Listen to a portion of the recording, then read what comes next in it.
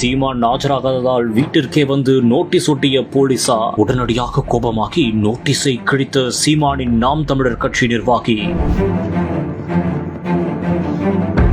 சீமான் வீட்டுக்குள் செல்ல முயன்ற போலீசாரை சீமான் வீட்டு பாதுகாவலர் தடுத்து நிறுத்தியதால் பரபரப்பு.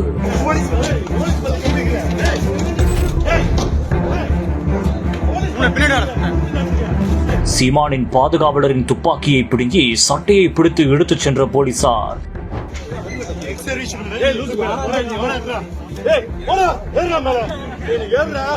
வீட்டை விட்டு வந்து மன்னிப்பு கேட்ட சீமானின் மனைவி மன்னிப்பு கேட்டா மட்டும் என்று டென்ஷனான காவலர்.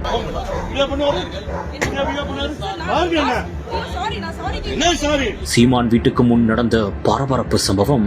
நடிகை விஜயலட்சுமி அளித்திருந்த திருமண மோசடி புகாரில் நாம் தமிழர் கட்சி ஒருங்கிணைப்பாளர் சீமான் விசாரணைக்கு ஆஜராகாத காரணத்தால் அவரது வீட்டிற்கு போலீசார் வருகை தந்து நோட்டீஸ் ஒட்டியுள்ளனர். மேலும் அந்த ஒரு நோட்டீஸில் சீமான் நாளை ஆஜராக வேண்டும் என்று இருந்ததாகவும் கூறப்படுகிறது. அப்போது அங்கு இருந்த நாம் தமிழர் கட்சி நிர்வாகி கோபமாகி நோட்டீஸை கிழித்ததாகவும் கூறப்படுகிறது. இதனால் அங்கு பெரும் பரபரப்பான ஒரு சூழல் ஏற்பட்டுள்ளது. பின்னர் அங்கு வந்த போலீசார் சீமானின் வீட்டிற்குள் செல்ல முயன்றனர். அப்போது அங்கிருந்த பாதுகாவலர் அவரை தடுத்து நிறுத்தியுள்ளார். மேலும் அந்த பாதுகாவலர் சீருடையில் இல்லாத போலீசாரை தடுத்து நிறுத்தியதால் மிக பெரும் பிரச்சனை ஏற்பட்டுள்ளது. பின்னர் அங்கு இரு தரப்புக்குள்ளும் மோதல் மூண்டதாகவும் தெரிகிறது. மேலும் பாதுகாவலர் வைத்திருந்த துப்பாக்கியை போலீசார் பறிமுதலும் செய்துள்ளனர். பின்னர் அங்கிருந்த பாதுகாவலரின் சட்டையை பிடித்து போலீசார் எடுத்துச் சென்று வாகனத்தில் ஏற்றினர்.